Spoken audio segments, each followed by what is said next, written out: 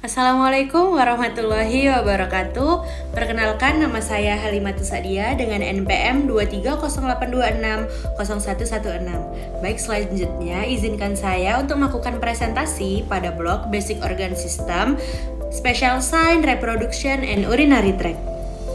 Nah, jadi saya akan menjelaskan topik presentasi saya, yaitu anatomi dari sistem orbita, yang dimana pengertian dari orbita ini sendiri adalah sepasang organ tulang yang berbentuk piramida yang menampung bola mata beserta struktur penunjangnya seperti otot, ekstraokular, saraf, pembuluh darah, kelenjar lacrimal, dan jaringan lemak.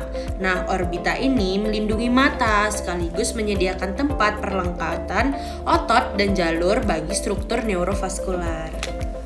Nah, jadi adapun batas dinding dari orbita ini tersebut. Nah, jadi orbita ini memiliki 4 dinding utama: atap, lateral, medial, dan dasar, yang dimana atap ini dibentuk oleh os frontal dan ala minor os sphenoidale. Nah, jadi dinding lateral ini terutama oleh os zygomaticum dan ala major os sphenoidale.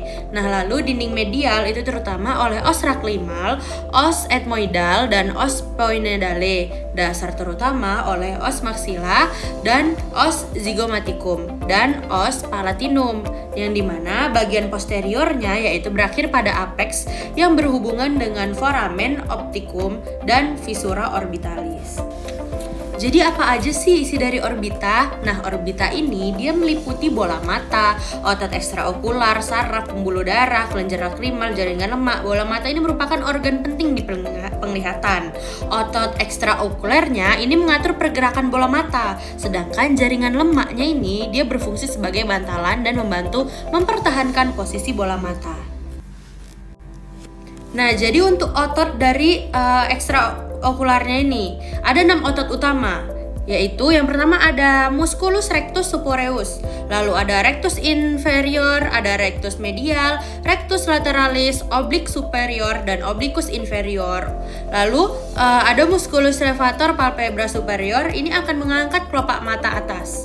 Ini mana persarafan motorik ini terutama berasal dari nervus oculomotorius atau nervus 3, lalu ada nervus trachlearis atau nervus 4, dan nervus abducens nervus 6, dan nervus yang ketiga ini dia mempersarafi sebagian besar otot ekstraokular. Nah, nervus 4 mempersarafi musculus obliquus superior.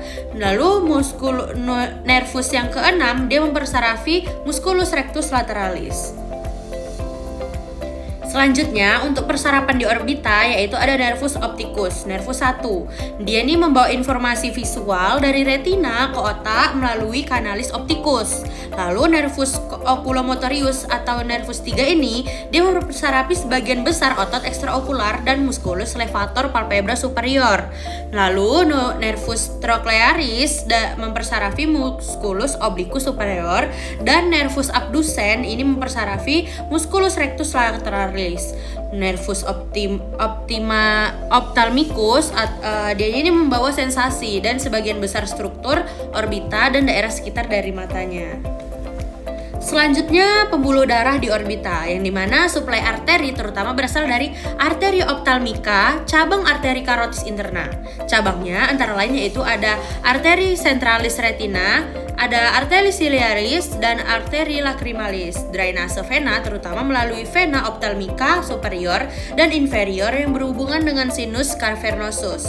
Nah, hubungan ini sangat penting nih secara klinis karena infeksi di sekitar wajah dan orbita dapat menyebar ke seluruh intrakranial.